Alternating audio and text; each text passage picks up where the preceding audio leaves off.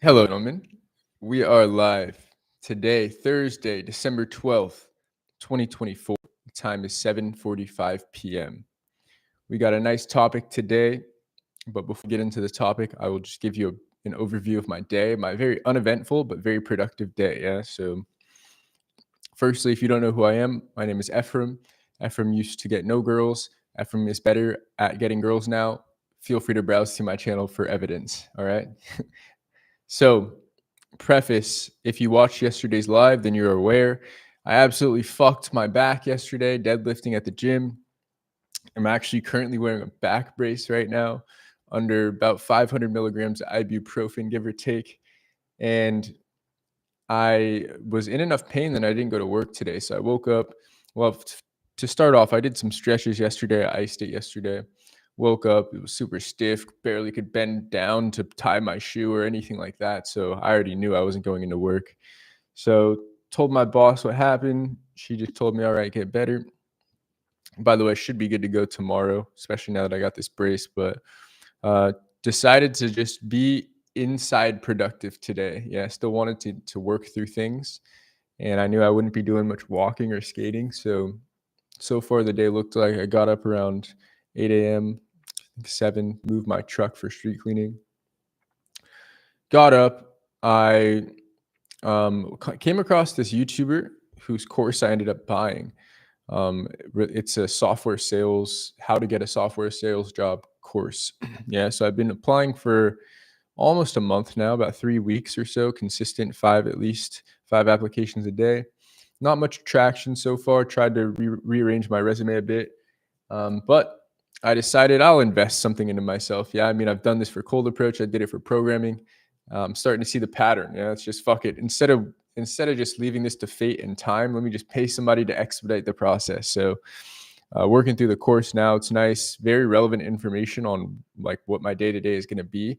Already getting me familiarized with software that I'm going to need to use for sales tracking, and that way, if this kind of stuff comes up in an interview, it's going to sound like I've already done software sales. So I'm already seeing the value in paying for the expedited process. Yeah. So, and I'm only like less than 5% through the course, just bought it. So that's good. Working through that. So I'm committing to doing that now. So instead of spam applying job applications, I'm committing to focus some time, at least a few weeks, on completing this course. And they also have job search accountability and stuff. So I'm looking forward to that. But yeah, as I'm doing that, heads down on this course, I'm also going to be heads down at work, continuing to make sales. Just got my commission check today, put the majority of it towards my credit card debt. Almost got that out of the way. We're very close. The second thing I'm committing to on this live stream is related to this credit card debt, which is I'm going to be making myself dinner from now on until the credit card debt is abolished. Yeah. I'm just the laziest fuck when it comes to making dinner, but it's going to save me a decent amount of money per day. Just whipping up some basic tacos, because why not? So I want to save myself some cash. So yeah, anyways, that's the second thing I'm committing to. Yeah, first, finish the course. Second, make sure that I'm making my dinner so that I'm not burning through cash. And then in other news, unfortunately my streak will break today of running a mile. As I mentioned, my back is fucked. Could barely walk straight. So did not run my mile today. Probably won't tomorrow. We'll see how my back is going, but looking forward to hopping right back on the treadmill as soon as I'm mobile enough. But I also am aware that nothing comes before health, so there's no point in further injuring my back. Otherwise, did some laundry, cleaned my sheets today, cleaned the apartment, vacuumed. Yeah, kept it real productive. Kept it real productive, and then just did a decent bit of that sales course that I was referencing. So yeah, that's a bit of the day. So now let's move on to the topic. So I titled this one. I titled it what? Rejection. Rejection does not define you. Effort does. All right. So let's just talk about this topic for a bit together. So I say rejection doesn't define you. And what I mean is that still literally to this day, yesterday or the day before, whenever that was, when I was out approaching, to this day, I still struggle with this exact point that I'm trying to make on the live stream. rejection does not define you. And it's because if you're one of the few guys that have ever actually gone in for an approach, then you will know that even even though you can hear this and what's the word, mentally understand what I'm saying, you can grasp it. It still doesn't feel like that in the moment when you're in front of the girl that you like, you've presented yourself, and then she just walks clean past you, barely acknowledges you. In a severe case, says "fuck off." Thankfully, that I don't. That has happened to me one time. I've told the story about that when I was in Santa Monica, and it was in a playful way. It was a playful "fuck off." So in the moment when you are being rejected, it feels like a personal attack to your ego.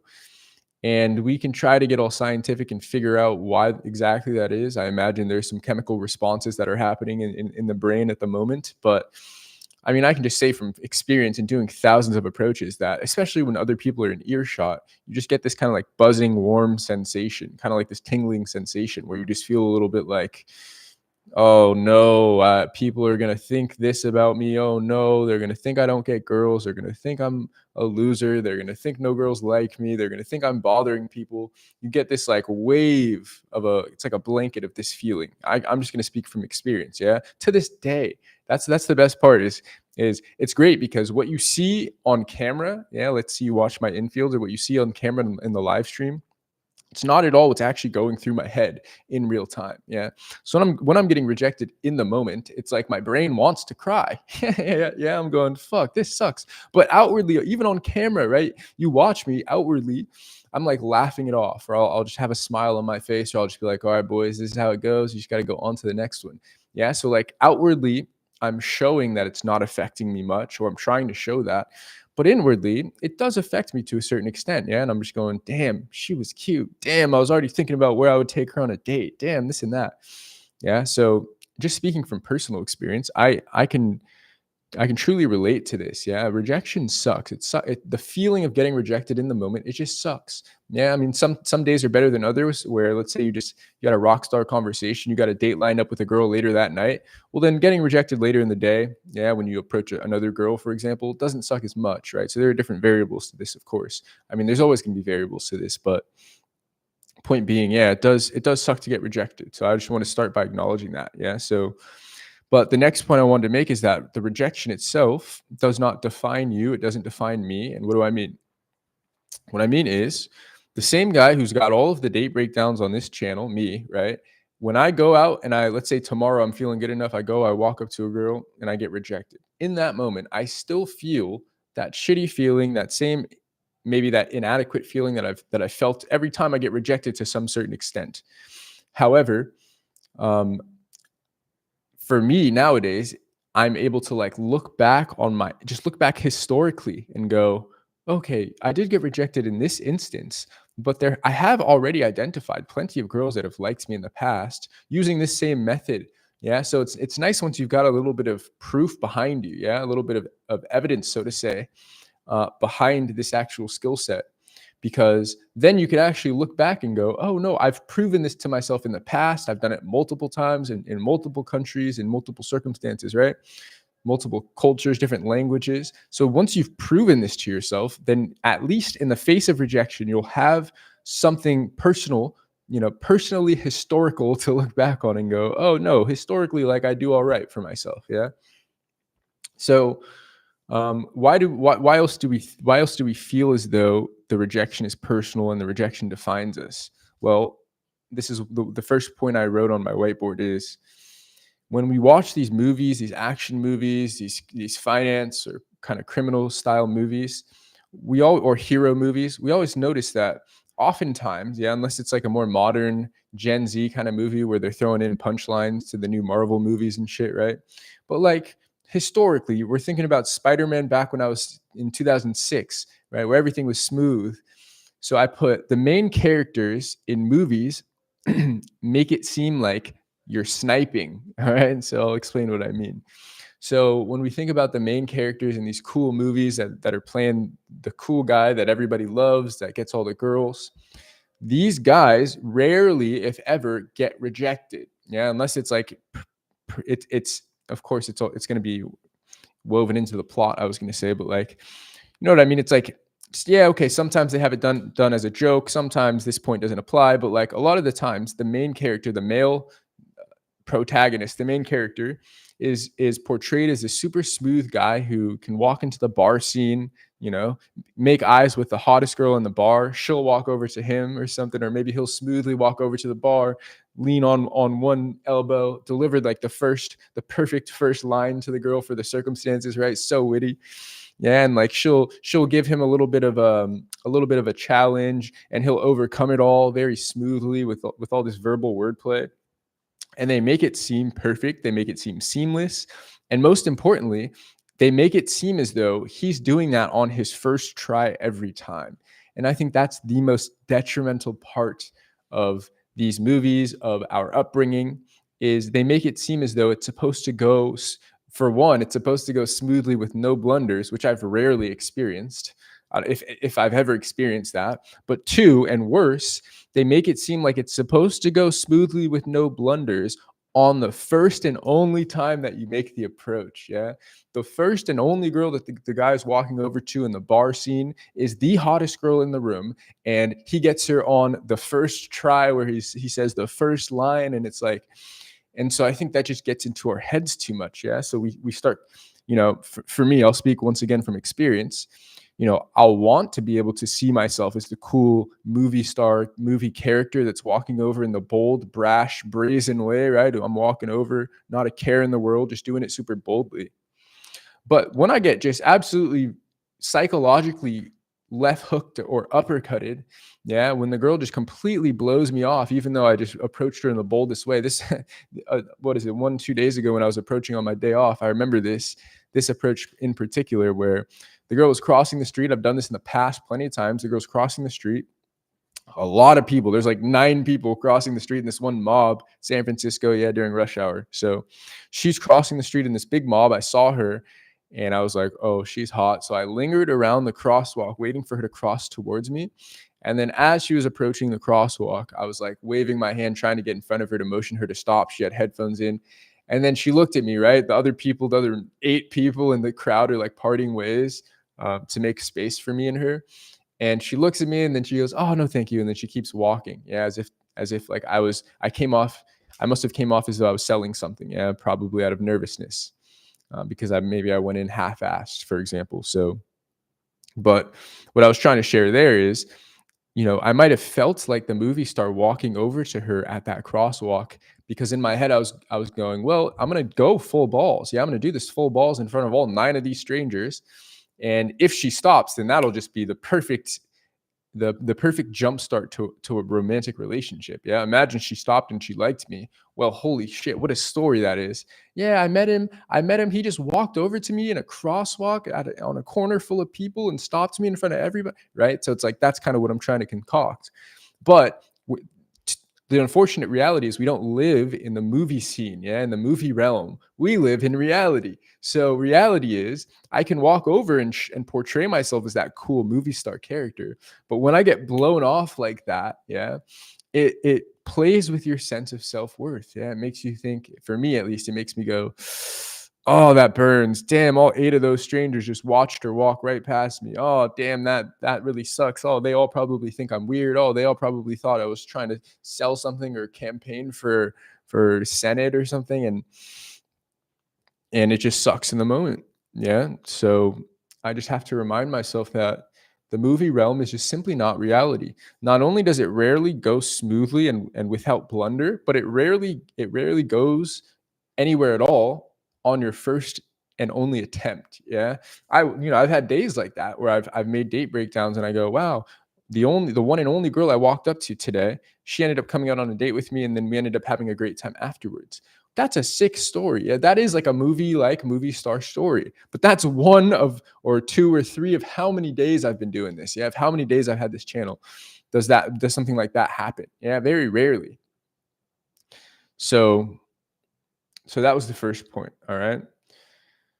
The second point I put is that it feels, when you're getting rejected, it feels like an ego punch because we care most about ourselves. So what I mean here is when the girl's walking past you, you get that uppercut to your ego. The only reason why it feels shitty, and here's an analogy that I just thought of right here, right now. The only reason it feels shitty when the girl walks past you, when you walked over to her boldly, like the movie star, is because you're kind of imagining it like everybody in the theater is watching you get rejected in that moment. Yeah, you're almost imagining it as though you and the girl are on the stage or you're on the screen in the theater, and everybody else, all the spectators around, the strangers that are hearing and in earshot and passing by, you're kind of imagining that they're just an audience for you and the girl because you're living through the first person perspective for yourself. Yeah, so it only makes sense that you are treating yourself and your life like it is a stage. I hope you do. That's what I do. Yeah, but in this context, you're doing it and you're thinking that all of the audience members are these random strangers that are around you. And while that might be true to some extent, maybe there's one nosy person that's listening in that probably is going to forget about it anyways. The reality is they're not actually an audience. Yeah, you're not actually on a stage. You feel like you're on a stage. She feels like she's on a stage because this is out of the ordinary. This has happened. This has probably never happened to her. But think about it in actuality. Yeah, you're so minuscule when it comes to the grand scale of what's going on in the world that day. Yeah, people still got to get to work. People still got shit to do. They got to get to their lunch break. They don't want to be late. They want their manager to know they're working hard. Whatever. He's got to go pick up his kid from after school program. Yeah, this person's worried about getting to yoga on time. So we feel as though we're on the stage and maybe we feel like we're even performing. Yeah, performative confidence. But in reality, maybe somebody's bored enough to actually listen in on the conversation that's going on, but in actuality, most likely they don't care about you whatsoever. Yeah, it just feels that way. It feels, so that's what I mean. We get rejected. It sucks because it feels like everybody around us has witnessed it. It's cemented into their mind. They will forever go forward thinking that we are these shitty, unlovable people that walk up to girls and they don't like the way we do it, this and that. And this is what we do this to ourselves, right? Because we extrapolate this way too much in our own mind, thinking these people care about us way more than they actually do. Yeah, in actuality. So yeah, it feels like an ego punch when we get rejected, but it only feels like an ego punch because we are thinking so highly of ourselves. Yeah, if we could somehow recognize, and I'm talking to myself here, if we could somehow recognize that these people simply just don't care about us anyways, then it would release us from that shell of an ego that we need to put on when we go out. That's what, and releasing that shell means walking over more boldly, right? Walking over more uninhibitedly, walking over with more confidence. I imagine if I had done that same approach, I've done it. I said, if I have done it, I've literally done that same exact approach where I stopped the girl on the sidewalk in that manner. She's crossing the crosswalk towards me and there's people around crossing with her. I've gotten that same scenario, a different girl to stop in the same circumstances and gone on a date with that same girl. Yeah. Yet this girl, there was something about, to be fair, plenty of variables that are out of my control. Maybe she just didn't want to talk. Yeah. But let's imagine it was on me. Then I imagine part of what was holding me back from delivering myself fully like I know I'm capable of was the fact that, oh shit, there's 8 people, and if they all see me get rejected, it's gonna fine. And I'm thinking about this as I'm walking up to her. So no shit, it doesn't go very well. Yeah. That's why it feels like an ego punch. If we can recognize that these people, they actually don't care about us whatsoever, then that would release us from that. Hey, what up, Inks? Good to see you.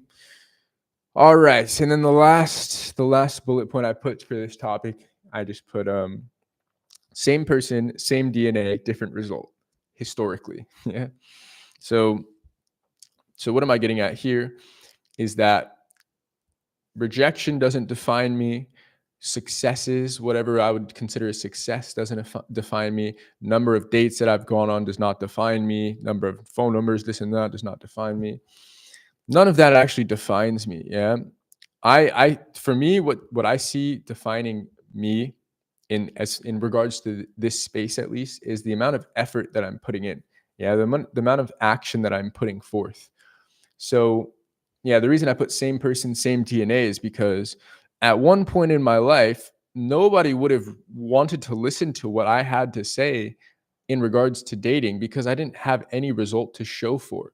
Yeah, it's like if I had tried to make content like this 4 years ago, it would have been actually not valuable at all because I didn't have any results to show what I'm talking about. Yeah, I would have just been talking out of my ass back then with nothing to show for.